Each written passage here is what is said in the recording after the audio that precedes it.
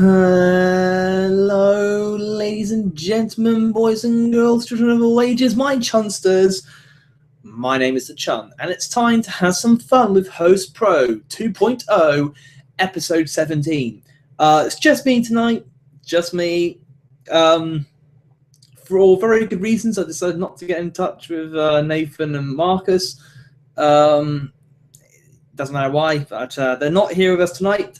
I still got some good topics, and a topic which is going to be covered because it is a one-man show, and I know that Marcus and Nate haven't seen it. That would be Avengers 2 Age of Ultron. I'm going to be talking about Avengers 2 Age of Ultron, ladies and gentlemen. Yes, that's one of my topics. Also have League of Legends for you, and I also have... which one was it? Oh, yeah, TNA going out of business, and something I forgot to mention in the comments, Suicide Squad. The running notes, ladies and gentlemen, are real. We will also be talking about anything which actually happens to pop into my head as we go, which will probably be something. Something normally pops into my head for a quick, brief mention.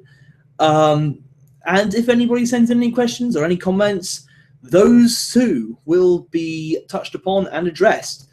But right now, that's all in the future. For now, I have to find my stream so I can add the stream to my comment tracker app thing, which is really, really late and delayed.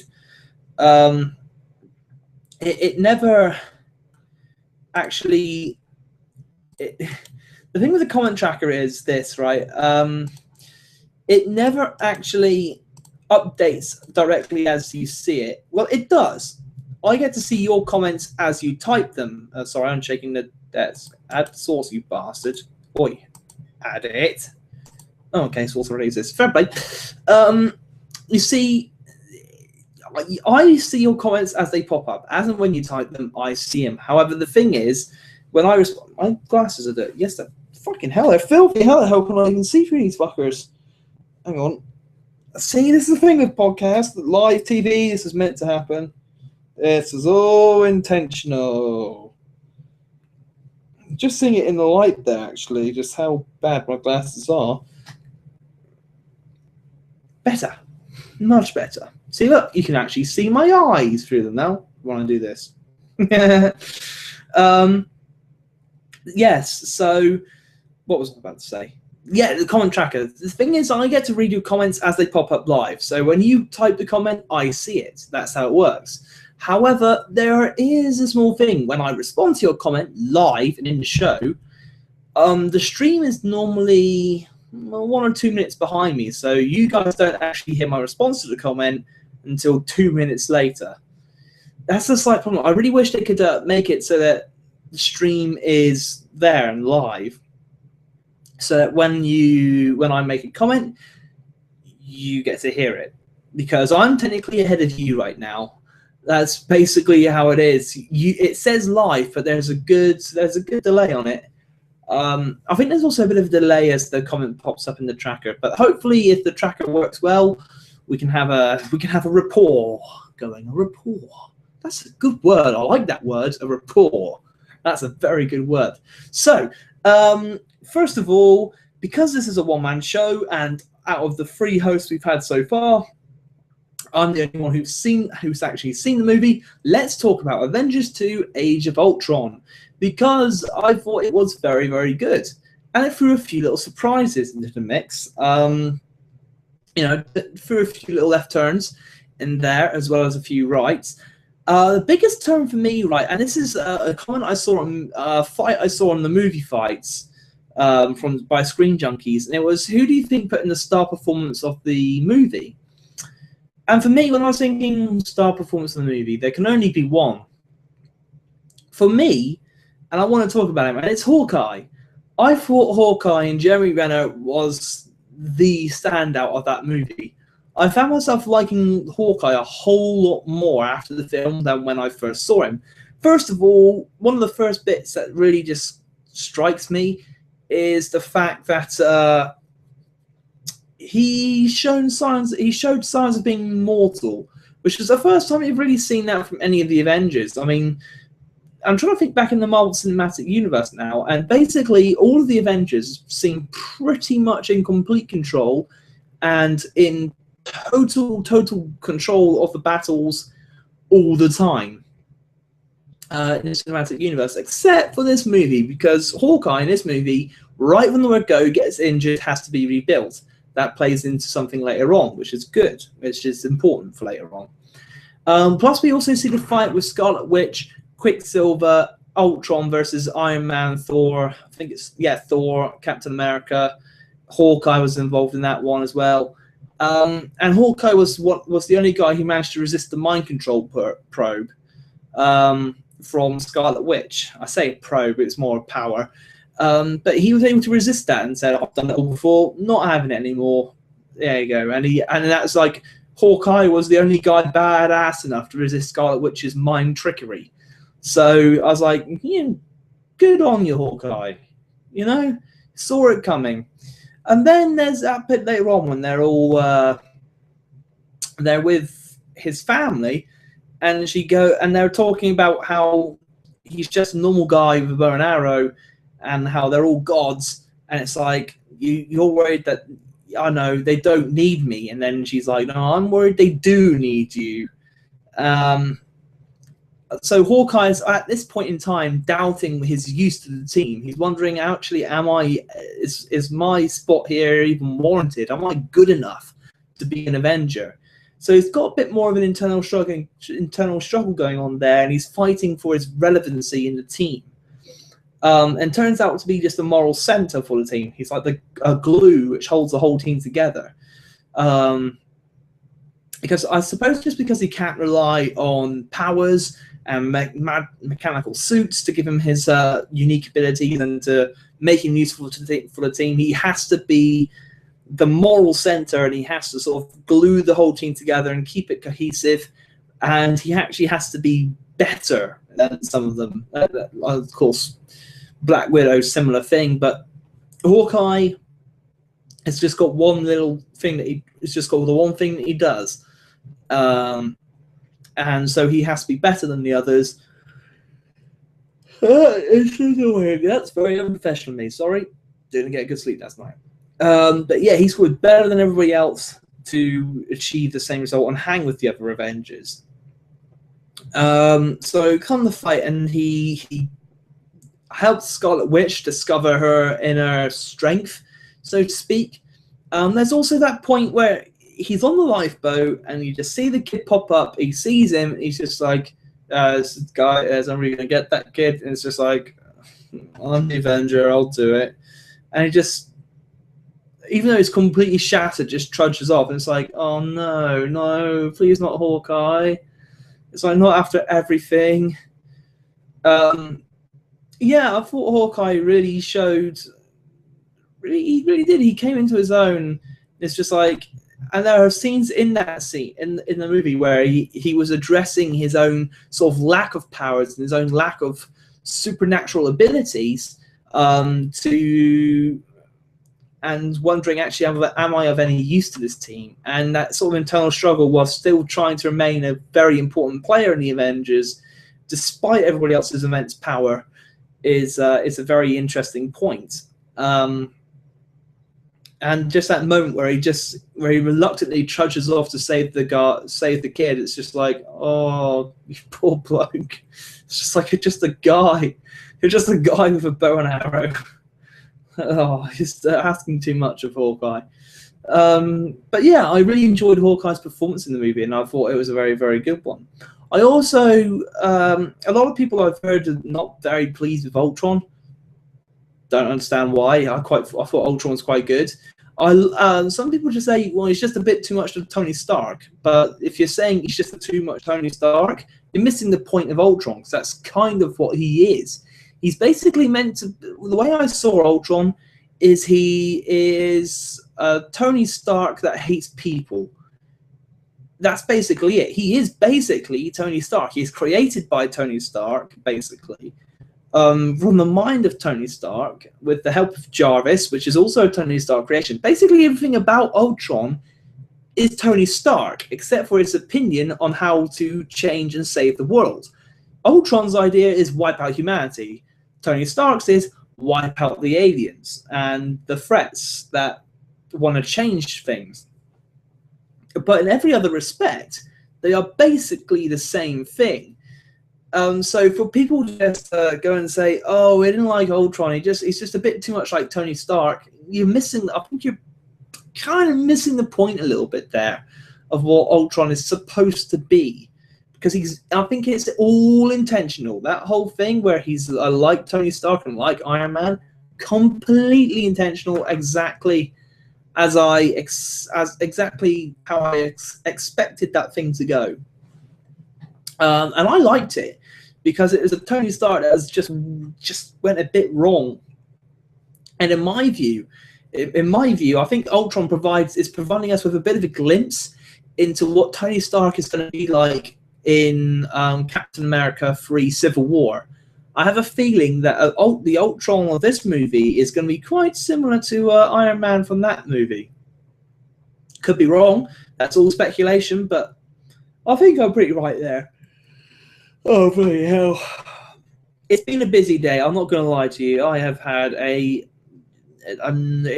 been a very, very, very, very, very busy day. A lot of work to do. Things ran over time, and God, it was busy. So I'm sorry for yawning, but it's just going to be the way of it, I'm afraid. Because I'll tell you what, let's have some energy drink. It's not any drink. Not energy drink, it's pear cider. Sorry.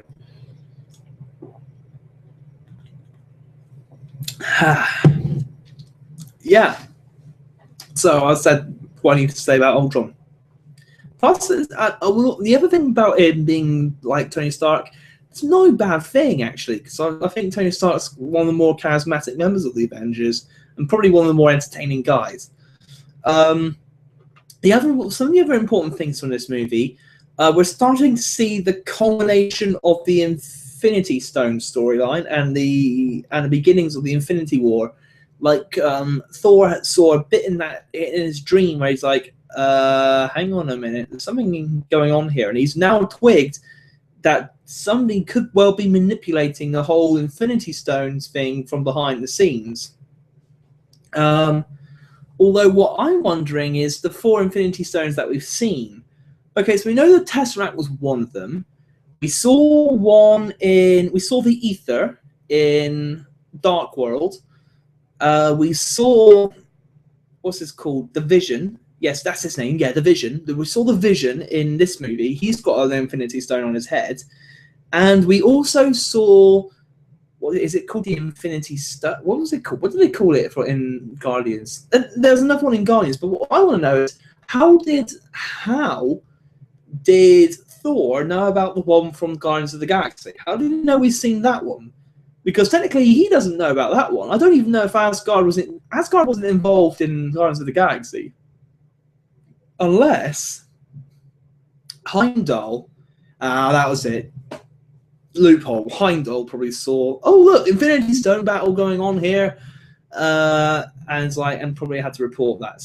Yeah, okay, I'm with you. I'm back in the room. I've worked out. That's all me, baby. That's all me. I worked out how he knew about the Guardians of the Galaxy. Infinity Stone. That's all me. Woohoo! Yes, I'm the man. It's probably on some kind of internet guide somewhere, but I don't read internet guides. So yeah, it was all me. Fuckers, it was all me. I'm the one who worked it out. Okay, I didn't read anything about that. I just figured it out in my head. So okay, so we've seen those 4. There's still 2 more to go. Still 2 more. So heavens knows where they're going to turn up, or how. Perhaps is the word to the point. Well, yeah. So and then we've seen Thanos it's now mid-credit scene for some reason. Don't know why they went from post-credits to mid-credits, but they do. Basically saying how he's going to do it himself, which essentially means Infinity War is on its way. And I have a feeling Thanos is going to become a bit more of a problem in Guardians of the Galaxy 2. That's my theory on that. But yeah, we've seen a lot of interesting developments on this movie. We've seen the culmination, the start of the realization of the Infinity Stone issue. We've seen a glimpse into Tony Stark's future. We've also seen the Avengers sort of breaking up a little bit there. We've seen the Avengers looking beatable with Hawkeye, and we've also seen Hawkeye really fleshed out and developed. Like before, he's had very few scenes. He's basically been, I think he only had like, I don't know, maybe 5 minutes of screen time in the first Thor movie. He was in that one. A lot of people forget about that, but he was. And of course, he spent most of his time in the first Avengers movie mind controlled. So it's good to finally have Hawkeye fleshed out. And overall, I thought the movie was good. As a summer blockbuster movie, it's bloody excellent. And yeah, I can recommend a lot of people go and see it. I think it's, if you haven't gone and seen it, I imagine a lot of people have by now. I forgot to mention, spoiler alert. Yeah. Well, okay, since the Avengers 2 topic was basically in the comments, you can assume it's a spoiler alert anyway. But yeah, so if you haven't gone to see it, definitely worth a watch. It's a good film. Not sure whether or not to mention do the Suicide Squad topic yet. It's not a long one. No, it's more of a show ender, that one. It's not a big topic. It's not a meat and potatoes topic, really. It's just a quick, my thoughts on the leaked scene. That's basically all it is. And plus, I've just done a movie topic, so it wouldn't make sense. Let's do TNA. I always do a wrestling topic. Normally do it with Marcus, but today Marcus isn't here. So, TNA. Big problems are happening in TNA right now. I've said on the podcast that they do seem to be getting their act together show-wise, and I maintain that. Their actual show is better than it has been in quite some time, and certainly since Hogan and Bischoff took over, at least. The actual show itself has got some pretty hot angles. Seems to be doing quite well for itself. Oh, fucking hell. Oh, that's going to annoy me. Continuous yawning.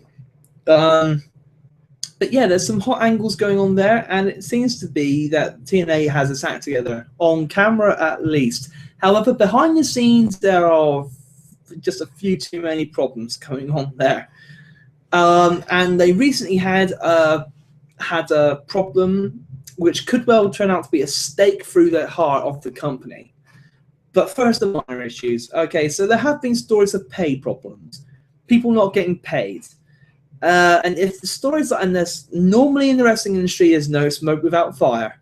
And thing is, if people are reporting that they haven't been paid, and if you've got people like Matt Hardy tweeting out 5 checks at the same time, people will be like, maybe this is real. And the thing is, I think it probably is.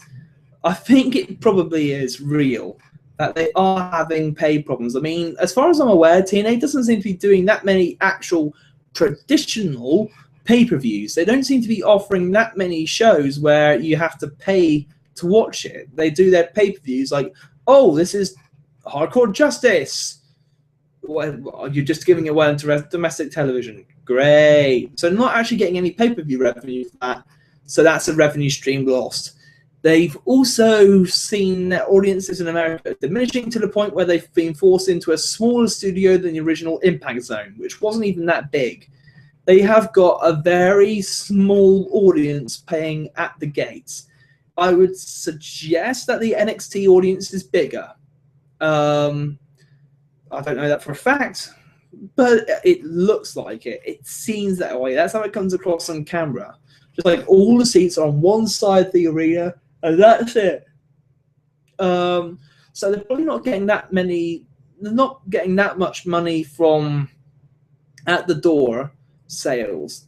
I just can't see how they're getting much money from that. And then you have. And then you have there's a problem. So financially, they're not in good terms. And plus, on top of that, the Bischoffs, Garrett and Eric, both sued over lack of payment. How they haven't been paid by the company. That's the problem. Oh, God, not going away. Could really, yeah, see, this is the thing. When Marcus and Nathan are here, I could basically yawn off camera. It's the problem with working on Sundays. You just get tired come the end of the show. Maybe I need more coffee or energy drinks up here next time. Fuck it, that's what I'm going to do. Yeah, so you've got them suing. So I assume that company is in financial dire straits. So the last thing it needs right now is to be losing its audience, which is exactly what is happening. How do I know that? Well, Destination America just cancelled TNA programming. That's it. Their TV carrier has just cancelled on that contract early, without telling them, and in complete secret. So they have no time now to go out and find another television network. And for anybody who knows their history, who knows their wrestling history, they'll know that this is the exact thing that fucked ECW over.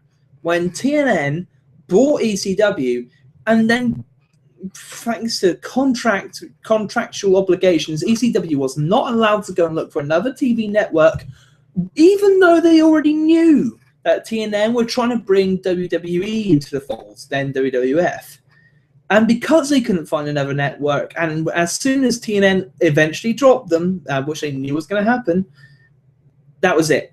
Company fucked in the ass by the TV network. And that's exactly what's happened again here. TNA is being fucked and screwed by Destination America big time.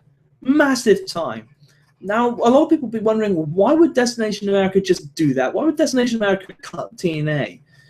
Okay, so the facts are, so far as we know, are this. TNA is actually the highest rated show on Destination America, as far as we know.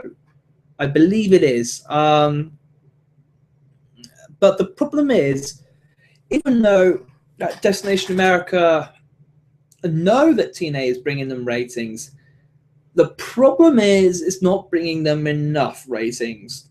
That's the point. The ratings for TNA are not high enough to justify the production costs of the show. And so Destination America are like, this show's costing us a lot of money. It's not doing us that huge a number of rates. It's not doing us that huge rating. Just get rid of it. And they have. It's just a shame. And I don't know what's going to happen to TNA in its future. I assume TNA is now kind of wither and die, basically. I do not see TNA surviving much longer now. Basically, the history has taught us that once a wrestling show loses its television company and it doesn't have an immediate replacement lined up, it's gone and it's consigned to the history books. Happened to ECW. They didn't have a replacement lined up. Gone. No more ECW. WCW, they lost TBS and TNT. Also, the people who own the company didn't even want to be in wrestling anymore, so they didn't have any replacement networks. Gone. Yeah, now TNA doesn't have any replacement networks lined up. I think Destination in America was like a savior for the company, kept it limping on for a few weeks. But now Destination America's pulled out on them immediately. They haven't got a replacement lined up, I don't think. How can they? They didn't even know they're going to get cancelled.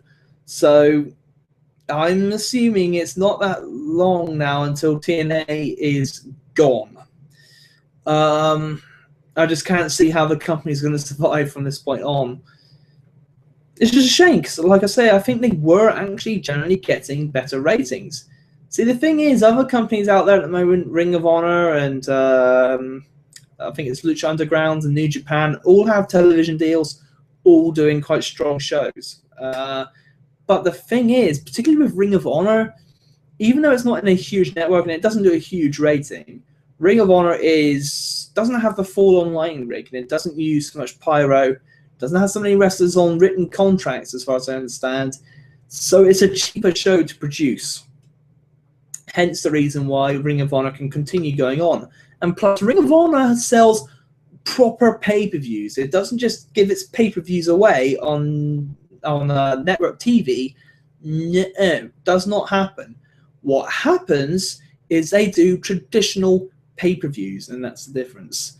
And as such, Ring of Honor is limping on, and Ring of Honor is not really limping on. It's actually coming on leaps and bounds. But TNA, sorry, I don't see TNA going on much longer, and it's a shame. You know, I would like to see TNA survive. I would love to see if they can actually come back from all of this. But the thing is, they probably won't. Which is a shame. I say it's a shame because I have a feeling. Oh, sorry. I have a feeling that wrestling is about to go on a boom period. I mean, the thing is, Lucha Underground's doing well. Global Force Wrestling is about to be start up. Ring of Honor is doing better than ever before. New Japan Pro Wrestling is also doing better than ever before. And there are others out there doing better than ever before. Plus, the WWE, its shows are actually better than they have been over the last few weeks. The build-up for Extreme Rules and Payback has actually been quite good, and they delivered on those shows. NXT also delivering strong at the moment. So when those guys come up to the main roster, you're going to have an excellent main product. Hopefully, if they don't fuck it up, which they could, but hopefully that means that WWE will start to improve in its programming, and if the WWE can do that, then I reckon that, and with the game raised by the indies, independent companies trying to become national companies, you could see wrestling enter another growth period. So it's a shame that we're going to have to possibly say goodbye to TNA. Because I have a feeling with TNA's sort of improved product as of late, TNA could have easily been a part of that boom. Could have been an instigator, a bit of a spark in it. But the company's just sort of on its last legs, seems to be on its last legs, feels like it's on its last legs, and I'm assuming it's going to be gone soon. I mean, if you think about it, they don't have that much of their star power left. I mean, think of it this way. Bad Influence was part of their star power. Bad Influence is gone. They're now the Addiction in Ring of Honor. They lost Chris Sabin, who was one of their big stars for a while. He's gone back to Ring of Honor. They lost AJ Styles, who was arguably their biggest their own star. AJ Styles has gone to Ring of Honor and New Japan and everywhere else, basically. There's nowhere AJ doesn't go. They lost Samoa Joe, their second biggest own star, so to speak. Now, he's gone to NXT. They lost Sting to the WWE, and Sting was arguably the biggest name to work in that company, apart from Kurt Angle. And so they're just losing star power. I mean, I had a TNA poster on my old bed, right? A TNA Impact Gaming poster. And on that poster were 3 wrestlers. AJ Styles, Samoa Joe, and Kurt Angle. Only one of those guys is actually still in the company. And those were the guys that in 2006, during, I think, their hottest period, were actually carrying it. So, you can look at that whatever way you want. But I think TNA seems to be on its way out. It's limping on, but just how much longer can it limp on? I don't think it'll be much longer. So, happier topics, League of Legends. Let's talk about League of Legends, because today I've also got a League of Legends video to upload for you, which I hope you'll all enjoy. Tried to spice it up, tried to make it as good as I could really. I like the video. It's a Braum gameplay, a Braum, or whatever people call him. But it's a gameplay of that champion, and it goes really well. It's a fun game. It's a bit of a comeback from the start as well, because the start was not good. The start was bad, really bad. But it comes back, and I like the video, so I hope you guys will too. But the thing with League of Legends is thing I wanted to talk about, and it's a sticking point for me, because I don't know, I can't remember if I cut the bit out in the game or not in the video, but there's this point, right, and we're winning by quite some margin at this point in the game. Not going to tell you if we would have lost in the end, because of course, even if you're winning, you can fuck it up and lose. But the point is, we were winning by quite some big margin at this point in the game. I can't remember if I cut, and the guy was just complaining endlessly. It's like, motherfucker, you're winning. Shut up. Stop moaning. You're fucking winning by quite some decent margin here. It's like, how can you still be moaning? It's like, and that's the thing I don't get with League of Legends. That's the thing I don't get with. You don't get that in Call of Duty. You don't get that in other game mode. In other games I've played with other people online. I've never had that before. I've never had it where you can have a significant lead and people are just like, oh, fuck you, it's all your fault, oh, give up, or surrender vote. And that's the thing, the fucker initiated a surrender vote, even though I think we're like 13 kills in the lead at this point. It's like, fucker, that would be like the Russians closing in on the Reichstag and then going, fuck, we surrender, Germany wins the World War II. It's just like, what the fuck is wrong with people in this in the League of Legends community is the question I have to ask. It's like, how can people say that they play the game for fun, right? People like me play the game for fun, and you can tell in my commentary. Well, it's not really a commentary; it's just me playing the game and making comments as I play it live. I'm having a good time. I do. I have fun. I play games, and I have fun when I play games. That's just how I am. But my God, these people, they're just so miserable when they're playing this game. It's like, why are you playing a game if you're so bloody miserable playing it? Why? Like, you can't have that much spare time on your hands. I mean, I don't. I mean, I wouldn't play a game if it made me miserable. I do not have enough time on my hands to sit around playing a game which makes me feel like a sack of shit.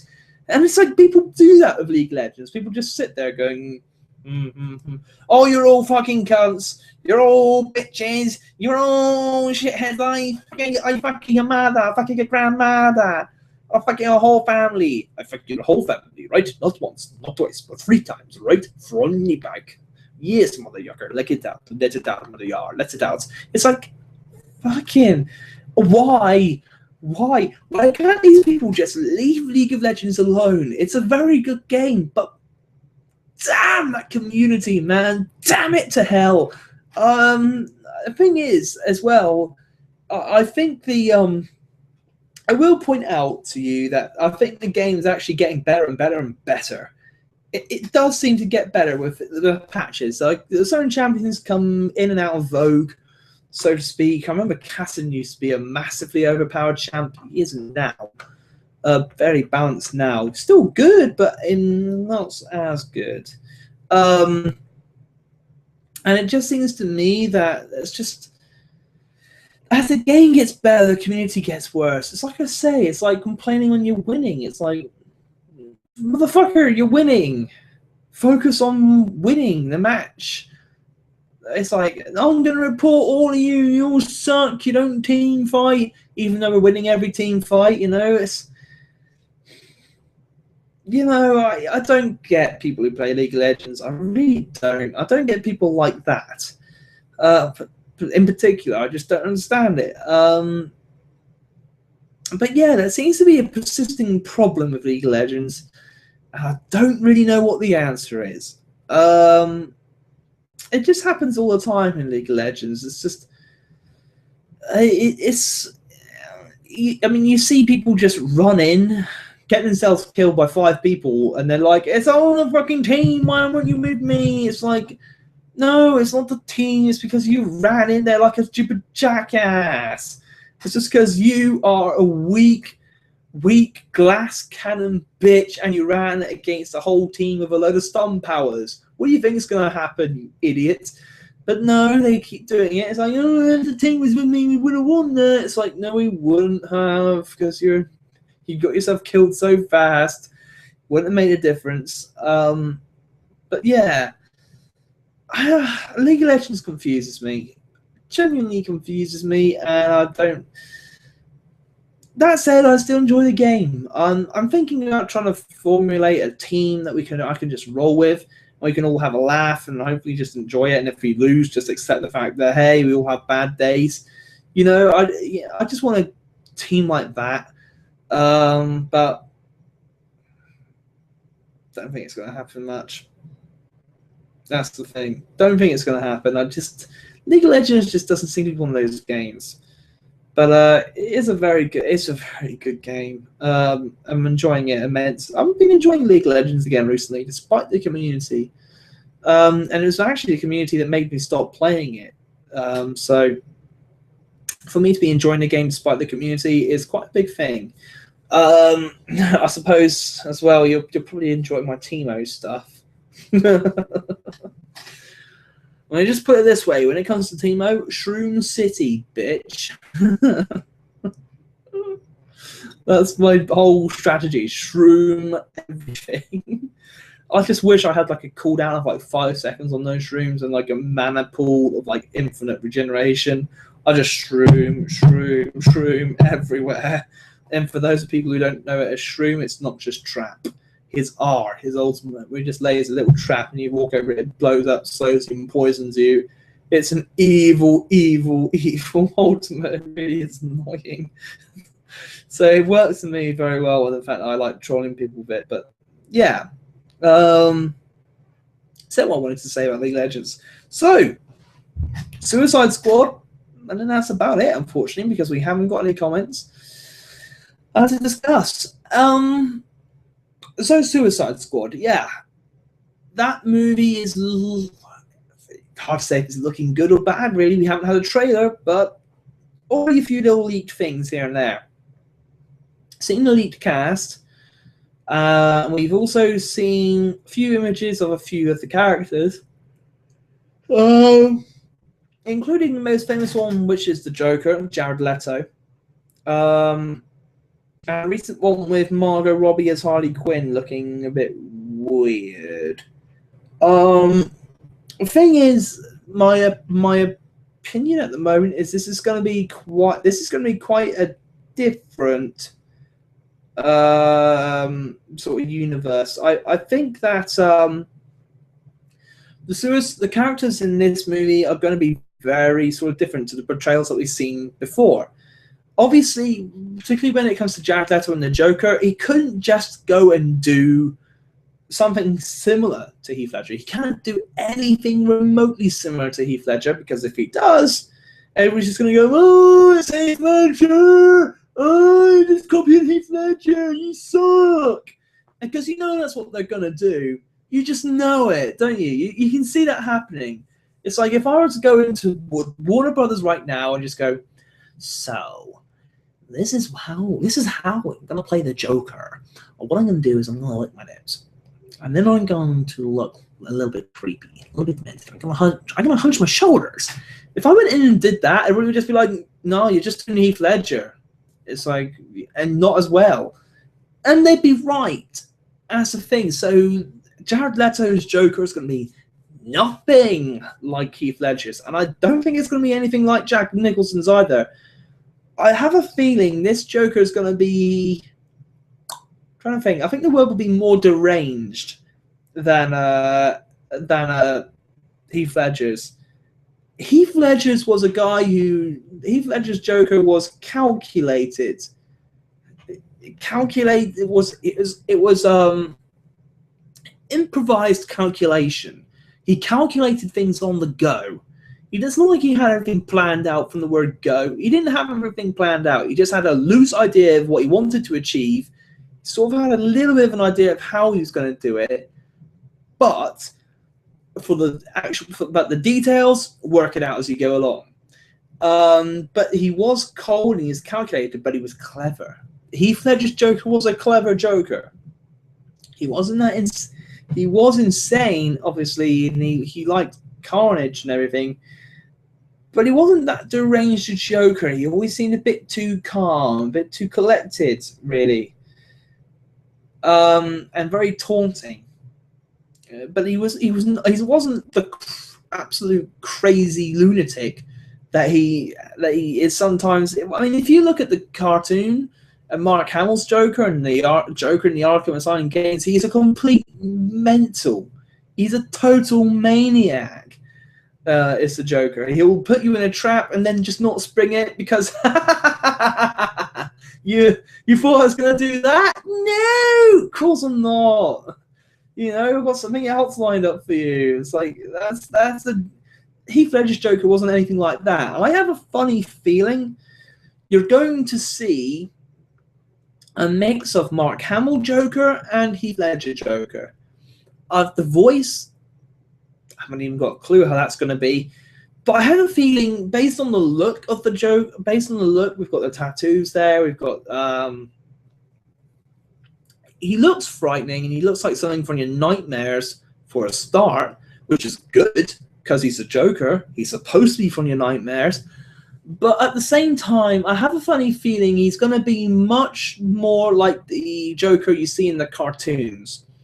Just a complete lunatic, full of one-liners and crap jokes. And that's the thing. That's the thing that Heath Ledger, and I have a feeling he'll be more laughing as well. Because Heath Ledger's Joker didn't really laugh that much. He did a few laughs, and the ones he did were chilling. But he didn't laugh all that much, and it wasn't all that hysterical, his laughter. I have a funny feeling you're going to see a much more actual laughing from Jared Leto's Joker, and I have a feeling you're going to get... I think you're going to have... There's this one thing in the cartoons, right? Batman chased the Joker off a pier. Joker jumps off the pier, and he has an inflatable rubber dinghy. And he inflates it around himself, and he goes, "See, Bats, I think of everything." And then it's just sharks at the bottom of the thing. But so I have a feeling you're going to have a few more smart quips from this Joker and more laughing. I have a feeling he'll be a nightmarish version of what you see in the cartoons. That's how I think they're going to play it. And personally, I'm intrigued. Jared Leto is a very good actor, and my brother said he probably won't be as meticulous as Heath Ledger was. No, he will be. It's just it won't be the same as Heath Ledger's Joker because it can't be. You can't do what Heath Ledger did. Heath Ledger's Joker will probably be remembered throughout history as probably the ultimate Joker. I think in terms of in terms of Jokers on screen, I think he'll probably be remembered as probably the best Joker. But I have a feeling Jared Leto is going to be very, very, very good for different reasons. We have seen a leaked scene where where Harley Quinn still looking a bit tiny at this point. So I'm assuming at this point in the movie she's still Harley Quinzel, holding a gun to Joker, and then Joker bitch slaps the crap out of her. I'm not quite sure what's going on there. I think that's going to play into the origin stories of how Harley Quinzel became Harley Quinn, and how she went from being a perfectly sane person to being the Joker's psychic. Personally, I'm looking forward to seeing how that plays out. I think it'll be good if that's what they do. It looks like that's what they're going to do, and I'm very intrigued to see Jared Leto's Joker. I'm kind of mad. I think he's gonna. I think if I've managed to communicate what I think in my head properly, I think I'll probably be close to right on the money. I don't know if I did a very good job of explaining what I think his Joker's gonna be like in my head, but I think I did a good enough joke. I think I did a good enough explanation.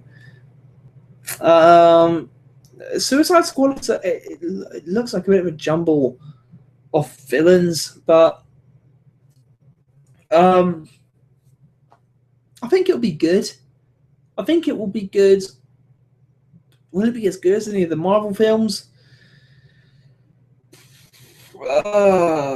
Probably not.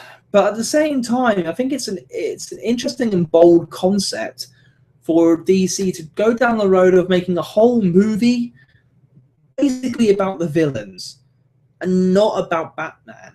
Batman is in the film, but as far as we know, he's not actually going to be playing a very huge part. I mean, he can. I mean, there's something like 10 villains in this thing, so, you know, Batman himself can't really play a huge part in this. He's just got to pop up from there to there, but I'd see the movie being like a 2-hour, 45-minute movie. So, and it's going to be mainly from the villain's perspective. It just has to be with that many villains. Yeah, I think it's a bold concept to make it. It'd be like making a movie about Loki. So that's what they're doing, and fair play to them. I think I have a funny feeling that it will be rewarded with good box office sales, but will the movie actually be good? All bets are off. Too early to tell. Too early to tell if it's going to be a stinker or not. A lot of people are worried about the concept. I'm like, fuck it, go for it. But yeah, I think it'll be good, and I'm looking forward to seeing how the storyline between Harley Quinn and the Joker plays out. That's the one I'm looking forward to. How is that one going to go? How is that going to be portrayed? It's looking interesting, and how is Batman going to fit into the whole thing? I mean, they can't have that much screen time left around. I imagine the script is probably a bit of a jumbled mess, but they do seem to have something solid there together already. And if I'm not mistaken, I think the movie's 2017 as a release date.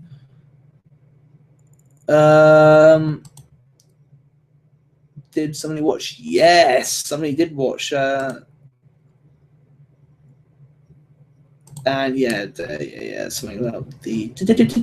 What am I thinking? Yeah, here. Let's see. When does Suicide Squad actually release?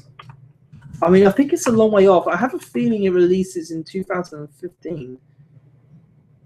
Nope, quite wrong. I am very, very wrong. It's supposed to be releasing. Yeah, it's supposed to be August the 5th, 2016. And apparently Arrow is going to have something for Harley Quinn. Anyway, yeah. I think it's going to be a good film. I do. Don't know how many people are that convinced, though. I don't know. I think there's a lot of people that are quite worried about it. Although one of the people who we heard was going to be in the film, but actually isn't now. That's the point. I must mention that he's gone. Is the lack of Tom Hardy? He's left the film now, which is a bit disappointing. I know there's probably a fair few people a bit disappointed by that, but he's not going to be in the film. He wasn't going to be playing Bane, by the way. That wasn't happening. Although I would have found that quite funny if he ended up playing Bane again, but he's not. He wasn't going to be. But no, Tom Hardy's not in the film anymore. Conflicting schedules, so he's not actually in the film, which is a bit of a shame. I would have liked to have seen him in that, but I think the film will be good. They've still got plenty of time before the film actually releases, so I'm still holding out some hope for Suicide Squad. But like I said, there are no comments to discuss or anything like that. I've gone through my topics. Sorry I couldn't have anything more prepared for you, but unfortunately, work was a fucking nightmare today. It really, really was bad. Just obscenely busy. You know, it's just way, way, way too busy. But then again, what is it? It was raining. Drizzling. It was drizzling.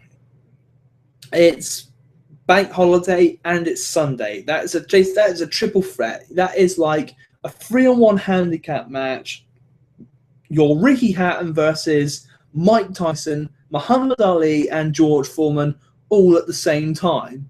It's like, well, you're obviously going to lose and something's going to give and you're going to end up on your ass. And we did. So we barely got out before 7 o'clock. So I'm sorry I didn't have enough time to prepare any topics. I'm sorry I didn't discuss the F1 or a car. I normally would do, but I didn't want to find out the result of the race. All completely fucking pointless because I accidentally saw it on Facebook before I came here. So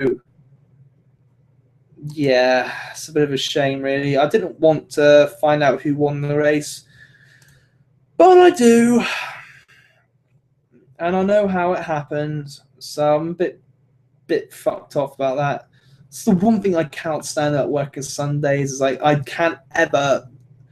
I always find out who wins a fucking race, and it's the one thing that pisses me off more than anything about Sunday is I can't just watch the race anymore. It's a shame because I really love F1, but whatever. I know who won the race.